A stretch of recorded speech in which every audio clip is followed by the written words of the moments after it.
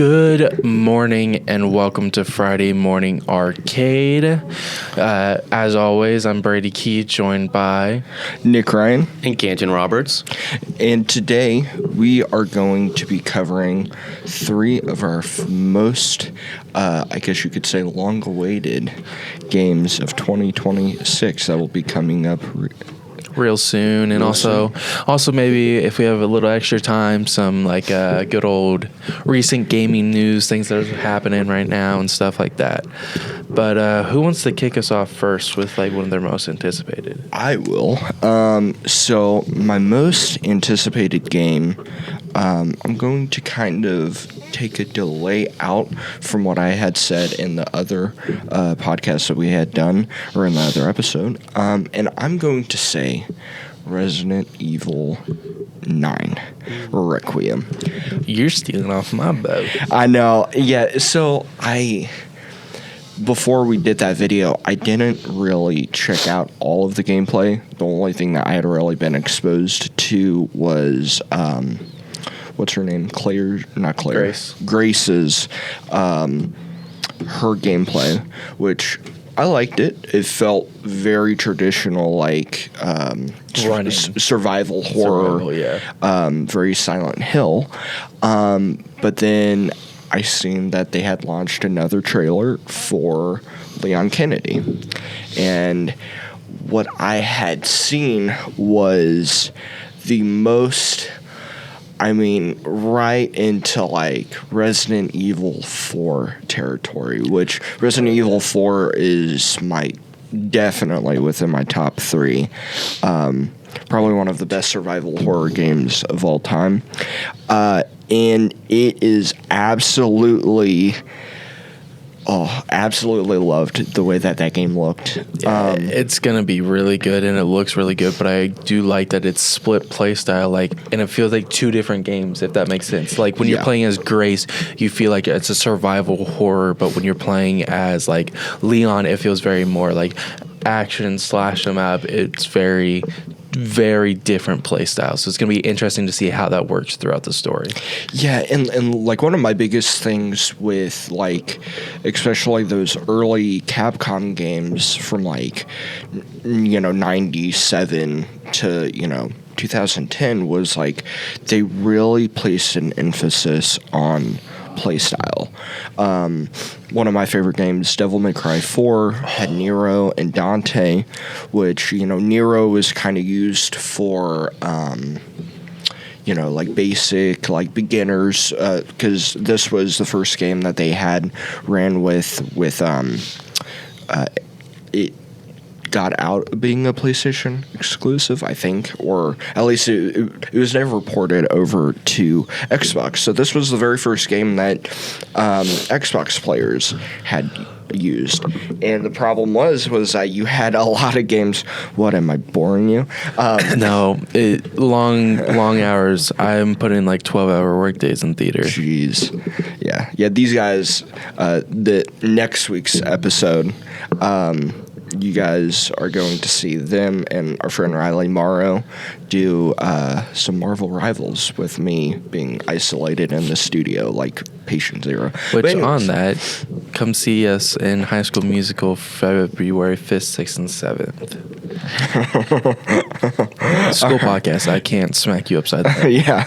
All right. Back to what you were saying. I have a question. Yeah. How many escort missions will be in the new Resident Evil? So the way that this game is going to play, I doubt 0. So this is either going to be a really good lead up to Resident Evil 4, or it's going to completely replace my opinion with Resident Evil 4. So I think I'll throw my hat in the ringer here. I'm also going to say a game that hadn't really been talked about much and announced really until here recently. I'm still really excited for Resident Evil Requiem and Pragmata, but these guys know me. You've seen some of our little poster cards for when we don't have footage, and you'll see a lot of trucks and cars.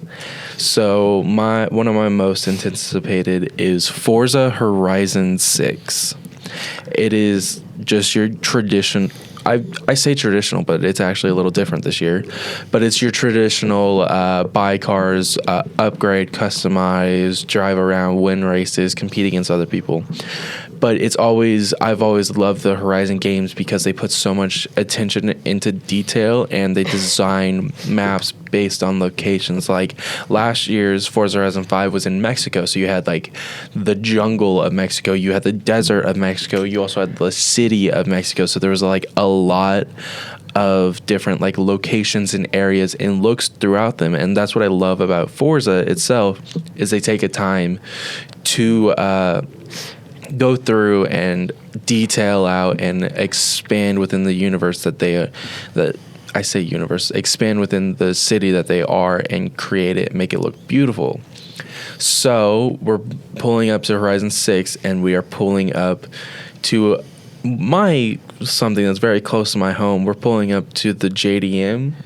We're pulling up to the Japanese drift market or domestic market for certain people. We're going to Japan, and that's going to be really fun.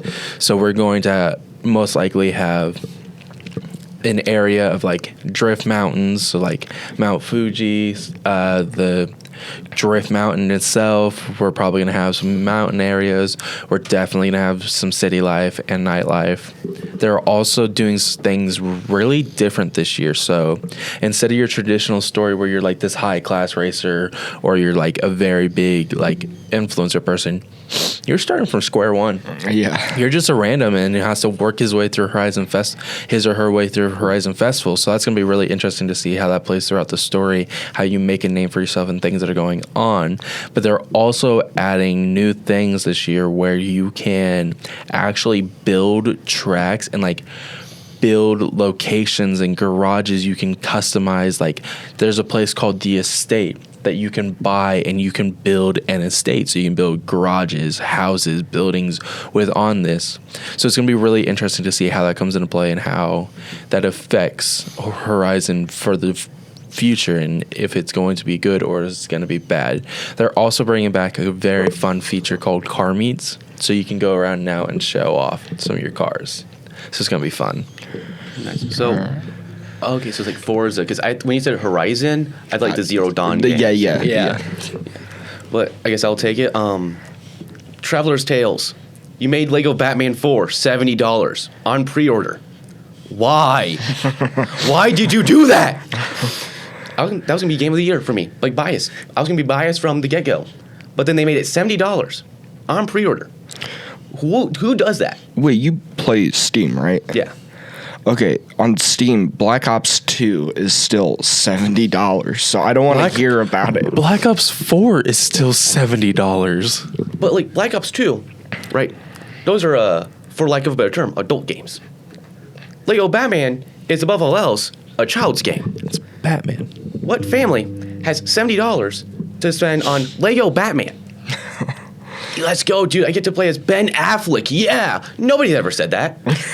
Nobody's ever said that. Let's go, dude. Robert Pattinson. Yeah. No. Nobody's ever want to be, man, I really wish I was Robert Pattinson in a Lego game. No. Stop. Don't make it $70. Drop it to like 25, 30, maybe. Whoa, 25 or 30. Wow. No. Like 40, 45, 50. Like for a family game. Because, again, it's a child's game. It's a Lego Batman game. Like, They're drop it. So it's not really childlike because they're talks that they were going to do a little bit more darker, more grittier with this one.